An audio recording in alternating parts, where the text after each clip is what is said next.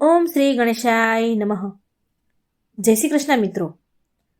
ઓમ નમો ભગવતી વાસુદેવાય. મિત્રો, હવે આપણે સાંભળીશું શાલિગ્રામ ભગવાનની કથા, સાસુ વહુ અને શાલિગ્રામ. બહુ સમય પહેલાની વાત છે. એક ગામમાં એક પરિવાર રહેતો હતો. એ પરિવારમાં એક વૃદ્ધ માજી તેના દીકરા અને વહુ સાથે રહેતા હતા. વૃદ્ધ ડોશીમાં બહુ બધી ગાય, ભેંસ અને બકરીઓ રાખતા હતા. ડોશીમાં રોજ જંગલમાં એ ભેંસ ગાયને ચરાવવા લઈ જતા અને તેનું દૂધ નીકાળતા, એને વેચતા હતા અને જે દૂધ વધે વેચતા તેમાંથી દહીં, છાશ અને ઘી બનાવીને પણ વેચતા. ડોશીમાનો દીકરો પણ મહેનત મજૂરી કરતો હતો, જેનાથી એના ઘરનું ગુજરાન સારું ચાલતું હતું. ડોશીમા આ બધા જ કામ કર્યાની સાથે સાથે રોજ શાલિગ્રામ ભગવાનની પૂજા પણ કરતા હતા અને સવાર સાંજ શાલિગ્રામ ભગવાનને ભોગ બનાવીને પણ ચડાવતા હતા, ભગવાનને ભોગ ધરાવતા હતા. શાલિગ્રામ ભગવાનની આરતી કરે અને ભજન કીર્તન કરતા. આ જ એની રોજની દિનચર્યા હતી. એક વારની વાત છે. ડોશીમાં મહા મહિના આવે છે તો એ મહિનામાં હરિદ્વાર જઈને મહા મહિનાનું સ્નાન કરવાનું એમને ઈચ્છા હતી. મહા મહિનો નજીક આવવાનો હતો, પરંતુ હવે એ વિચારમાં પડી ગયા કે મારા ગયા પછી મારું આટલું બધું કામ, ઢોર ઢાખર, ભગવાનની પૂજા, મારી આટલી બધી ભેંસો, મારી વહુ એકલી આટલું બધું કામ કેવી રીતે કરશે? ગાય ભેંસને જંગલમાં ચરાવવા લઈ જવાના, દૂધ નીકાળવું, દહીં, દૂધ, છાશ, ઘી વેચવું, બનાવીને વેચવું અને સાથે ઘરના બધા કામ પણ કરવાના. આના સિવાય મારા શાલિગ્રામ ભગવાનની પૂજા પણ કરવાની. વહુ એકલી આ બધું કેવી રીતે કરશે? આમ વિચારીને ડોશીમાં હતાશ થઈ ગયા, ઉદાસ થઈ ગયા. કેમ કે એના મનમાં તો એમ હતું કે એ હરિદ્વાર જશે, માહ મહિનામાં સ્નાન કરશે.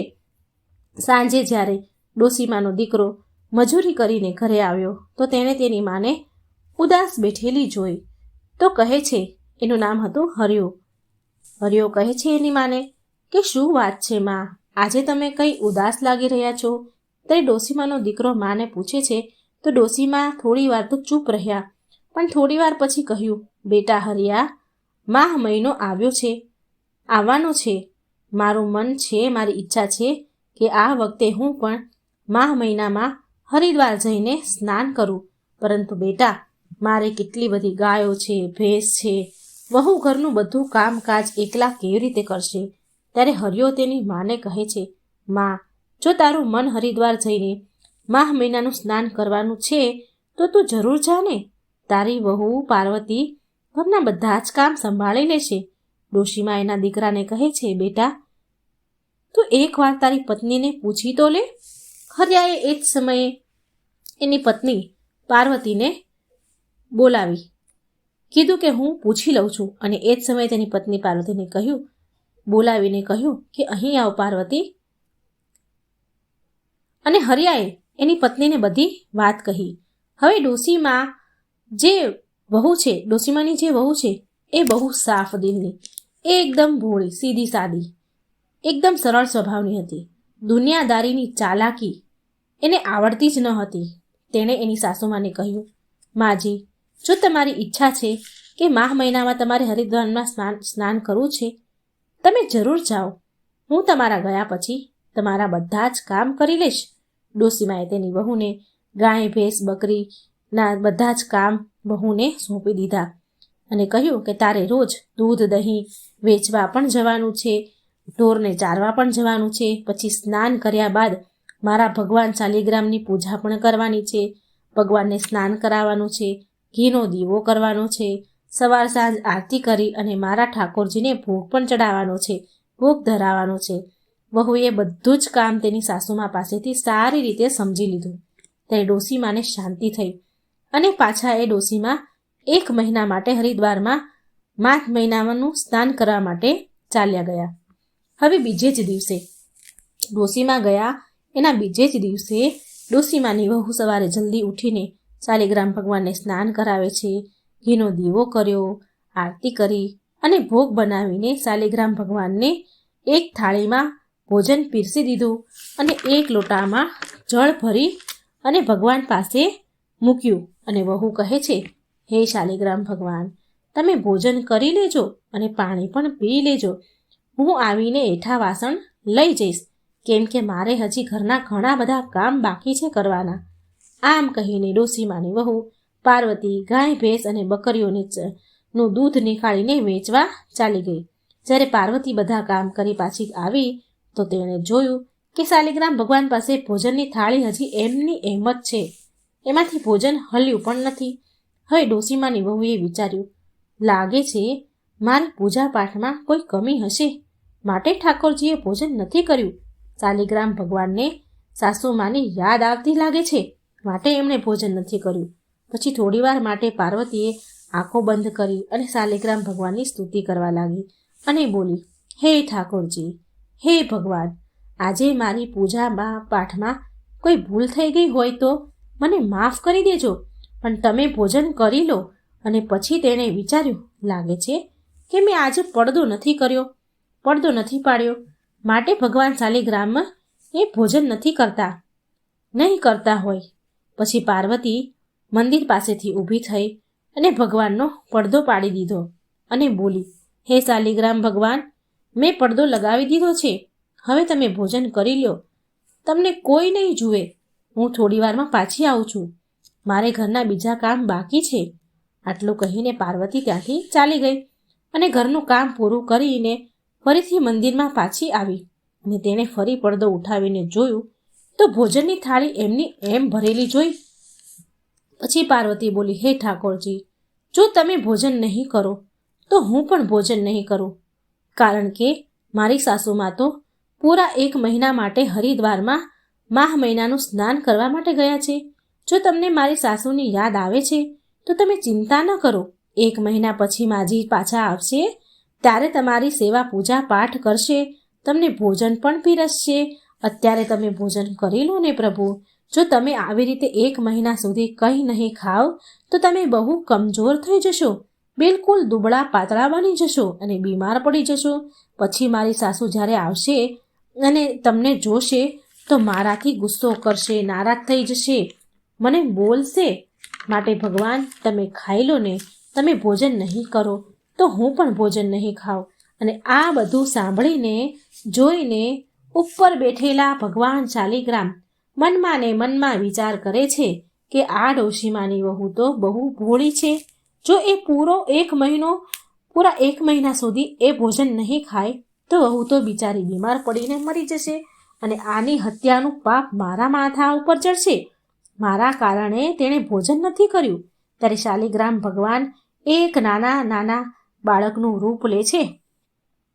નાના હાથ, નાના પગ, પીળા રંગના ધોતી અને કુર્તો પહેરીને, હાથમાં મુરલી, પગમાં ચાંદીના કડા, ગળામાં સોનાની માળા, હાથમાં વાંસની મુરલી લીધી અને ત્યાં શાલિગ્રામની જ્યાં મૂર્તિ હતી ત્યાં પ્રગટ થયા અને તેમણે બધું જ ભોજન કરી લીધું અને જે લોટામાં પાણી પણ મૂક્યું હતું એ પણ પી લીધું. અને ડોશીમાની વહુને શાલિગ્રામ ભગવાન કહે છે, બેટા, મેં બધું ભોજન જમી લીધું છે, હવે તું પણ ભોજન કરી લે અને હું તારી ગાય ભેંસ અને બકરીઓને જંગલમાં ચરાવીને આવું છું, સાંજે જ ઘરે પાછું આવીશ. ત્યારે પાર્વતી બોલી, હે ઠાકોરજી મહારાજ, તમે શું અમારા ઢોરને ચરાવવા જશો? જો મારી સાસુને ખબર પડશે ને તો એ બહુ નારાજ થશે, મારા પર બહુ ગુસ્સો કરશે. ત્યારે શાલિગ્રામ ભગવાન બોલ્યા, અરે પાર્વતી, આખો દિવસ હું ઘરમાં રહીશ તો મારું મન પણ નહીં લાગે. આવી રીતે જો હું તારી બકરી ગાય ભેંસ ચરાવીને લાવીશ તો મારો આખો દિવસ નીકળી જશે. પછી પાર્વતી કંઈ બોલી નહીં અને આમ શાલિગ્રામ ભગવાન તેના બધા જ ઢોરને, ગાય ભેંસ બકરીને જંગલમાં ચરાવવા માટે લઈ ગયા અને સાંજે બધા ઢોરને લઈને ઘરે ચરાવીને પાછા આવ્યા. અને આવીને કહે છે, ભગવાન શાલિગ્રામ કહે છે, પાર્વતી, ઓ પાર્વતી, ગરમ ગરમ રોટલી, દૂધનો વાટકો અને માખણ આપી દે, મને બહુ ભૂખ લાગી છે. ડોશીમાની વહુએ ભગવાનની વાત સાંભળી અને તેમને જલ્દીથી આસન પર બેસાડ્યા અને ભોજનની થાળી પીરસી. ગરમા ગરમ દૂધનો વાટકો, માખણ અને રોટલી ખાવાનું પીરસી દીધું. ભગવાન શાલિગ્રામે ભોજન કર્યું, માખણ ખાધું, ગરમ દૂધ પીધું અને પાછા એની મૂર્તિમાં ચાલ્યા ગયા. હવે આવું રોજ થવા લાગ્યું. આમ પૂરો માહ મહિનો ધીરે ધીરે વીતતો ગયો. હવે ડોસીમાનો પાછો આવવાનો સમય થયો. મા સ્નાન કરીને ડોસીમાં પાછા તેમના ઘેર આવ્યા. ઘરે આવતા જ ડોસીમાં સૌથી પહેલા એમના ઘરના મંદિરમાં ભગવાન શાલિગ્રામના દર્શન કરવા માટે ગયા, તો ત્યાં તેમણે ભગવાન શાલિગ્રામની મૂર્તિ દેખાણી નહીં. ત્યારે ડોસીમાએ એની વહુ પાર્વતીને પૂછ્યું કે વહુ, મારા ભગવાન શાલિગ્રામની મૂર્તિ ક્યાં છે? વહુ બોલી, માજી, તમારા શાલિગ્રામ ભગવાન આપણા ઢોરને ચરાવવા માટે જંગલમાં ગયા છે. હવે તો એ સાંજે જ પાછા આવશે. આ સાંભળીને ડોસી તો પેલા ચોંકી ગયા, હેરાન થઈ ગયા અને બોલ્યા કે શું ઠાકોરજી ભગવાન મૂર્તિમાંથી બહાર નીકળે ખરી અને એ પાછા ઢોર ચરાવવા જાય? વહુ, તું ખોટું બોલી રહી છો. તે જ મારા ઠાકોરજીની મૂર્તિને શાલિગ્રામને ક્યાંક મૂકી દીધા છે અથવા તો ક્યાંક ફેંકી દીધા છે. સાચું બોલ, મારા શાલિગ્રામ ભગવાન ક્યાં છે? આમ સાસુમાં તેની વહુને જોર જોરથી બોલે છે, ગુસ્સો કરે છે, ખીજાય છે. ત્યારે ડોસીમાનો દીકરો હરિયો આવ્યો એટલામાં, અને ડોસીમાએ પણ તેના દીકરા હરિયાને જોયો. એટલે હરિયો કહેવા લાગ્યો, માં, તું જાત્રામાંથી હરિદ્વારથી ક્યારે પાછી આવી ગઈ? ત્યારે ડોસીમા બોલ્યા, બેટા, હું તો હજી હમણાં જ આવી છું, અને ઘરમાં આવીને શાલિગ્રામ ભગવાનના દર્શન કરવા માટે મંદિરમાં ગઈ તો મેં જોયું કે શાલિગ્રામ ભગવાનની મૂર્તિ તો છે જ નહીં મંદિરમાં, અને તારી વહુ એવું કહી રહી છે કે તેણે શાલિગ્રામ ભગવાનને ઢોરને ચરાવવા માટે જંગલમાં મોકલ્યા છે. જો બેટા, મેં તારા કહેવા પર હરિદ્વારમાં માહ મહિનાનું સ્નાન કરવા માટે હું રાજી થઈ હતી, અને મેં ઘરનું અને શાલિગ્રામ ભગવાનની પૂજાની જવાબદારી પાર્વતી તારી વહુને સોંપી હતી. હવે તું જ તારી પત્નીને પૂછ કે મારા શાલિગ્રામ ભગવાન ક્યાં છે? ત્યારે હરિયાએ તેની પત્નીને પૂછ્યું, પાર્વતી, ભગવાનની મૂર્તિ ક્યાં છે? ત્યારે પાર્વતીએ પણ એક જવાબ આપ્યો જે તેણે તેની સાસુમાને આપ્યો હતો. એ કહે છે, ભગવાન મૂર્તિમાંથી નીકળીને ઢોરને ચરાવવા માટે જંગલમાં ગયા છે અને હવે તે સાંજે જ પાછા આવશે. ત્યારે ડોસીમાં તેના દીકરાને કહે છે, સાંભળી લીધું હરિયા? ક્યાંક મૂર્તિમાંથી ભગવાન ક્યાંય બહાર નીકળે ખરી? સાંભળ્યું ને તે? ત્યારે હરિયો બોલે કે માં, અત્યાર સુધી તમે 1 મહિના સુધી ધીરજ રાખી છે ને, તો હવે સાંજ સુધી થોડી વધારે ધીરજ રાખી લો. બધી હકીકત સાંજ થતાં ખબર પડી જશે. ધીરે ધીરે સાંજ પડી. ભગવાન શાલિગ્રામ પણ હવે ગાય ભેંસને લઈને ઘરે આવ્યા. ઢોર ચરાવીને ઘરે પાછા આવ્યા અને ડોસીમાની વહુને કહે છે, અરે પાર્વતી, ઓ પાર્વતી, ગરમ ગરમ રોટલી અને દૂધનો વાટકો માખણ આપી દે મને બહુ ભૂખ લાગી છે. શાલિગ્રામ ભગવાન અને તેનો અવાજ માત્ર વહુને જ સંભળાતો અને ભગવાન દેખાતા, પણ ડોશીમા અને તેના દીકરાને ના તો અવાજ સંભળાતો અને ના ભગવાન દેખાયા. ત્યારે વહુ તેની સાસુમાને કહે છે, જુઓ માજી, આવી ગયા ને તમારા શાલિગ્રામ ભગવાન. હવે તમે જાતે જ પૂછી લો તમારા ભગવાનને. ત્યારે ડોશીમા અને તેનો દીકરો હરિયો બોલ્યો, પાર્વતી, ક્યાં છે શાલિગ્રામ ભગવાન? અમને તો ક્યાંય નથી દેખાતા.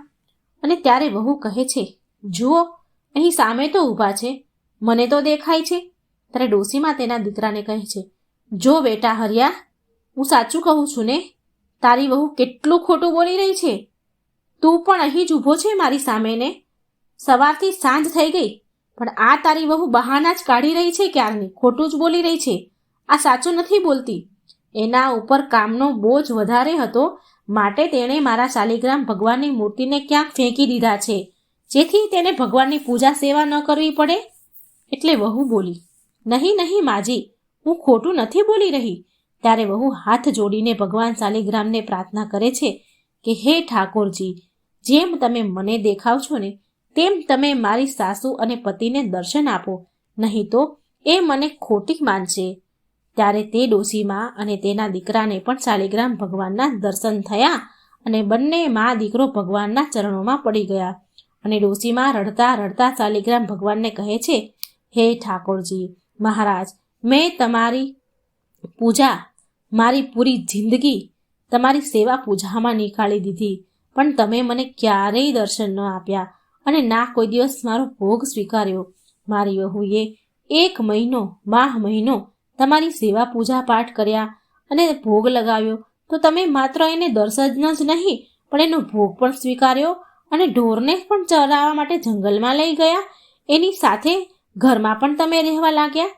ત્યારે ભગવાન શાલિગ્રામ ડોશીમાને કહે છે કે ડોશીમા, તમે તો માત્ર મને પથ્થરની મૂર્તિ સમજીને જ મારી પૂજા કરતા હતા, પણ તમારી વહુએ મને એક જીવતો જાગતો આત્મા સમજ્યો છે, માટે મેં એને દર્શન આપ્યા છે અને મેં એના ભોગને સ્વીકાર કર્યો છે. હે ડોશીમા માજી, તમારી વહુ બહુ સાચી છે, ભોળી છે, હૃદયની સાફ અને સાચી છે અને સરળ છે. આવા લોકો પર તો ઠાકોરજી રીઝે છે. ત્યારે ડોશીમા કહે છે કે હે ઠાકોરજી, મને મારી ભૂલ સમજાઈ ગઈ છે. આ સત્ય સ્વીકારીને ડોશીમા હાથ જોડીને તેની ભૂલની માફી માંગવા લાગ્યા. ભગવાન સામે ખૂબ રડ્યા. શાલિગ્રામ ભગવાન હવે જતા જતા ડોશીમાના ઘરને ઠોકર મારીને ચાલ્યા ગયા, જેથી એમનું ઘર સુંદર મહેલમાં બદલાઈ ગયું અને ઘરમાં અન્નધનના ભંડાર ભરાઈ ગયા. અને 3 મહિના પછી ડોશીમાને વહુ ગર્ભવતી થઈ અને તેને 9 મહિના પૂરા થયાને સુંદર પુત્ર પ્રાપ્ત થયો. શાલિગ્રામ ભગવાને જેમ ડોશીમાની વહુના દર્શન લીધા, તેનો ભોગ સ્વીકાર્યો, એમ હે ભગવાન, હે શાલિગ્રામ, હે ઠાકોરજી, આ કથા કહેનાર, સાંભળનાર, હોકારો ભરનાર એને પણ દર્શન આપજો, તેમનો પણ ભોગ સ્વીકારજો, તેમની બધી જ મનોકામના પૂરી કરજો, તેમના ઘર અન્નધનથી ભરી દેજો. જય શાલિગ્રામ ભગવાન, જય શ્રી હરિવિષ્ણુ. તો મિત્રો, આ હતી ષટતિલા એકાદશીની વ્રતકથા અને ભગવાન શાલિગ્રામની વ્રતકથા. એકાદશીના દિવસે સાંભળજો અને બીજાને પણ સંભળાવજો. વિડીયો અંત સુધી જોવા માટે તમારો ખૂબ ખૂબ આભાર. જય શ્રી કૃષ્ણ. રાધે રાધે. Thank you.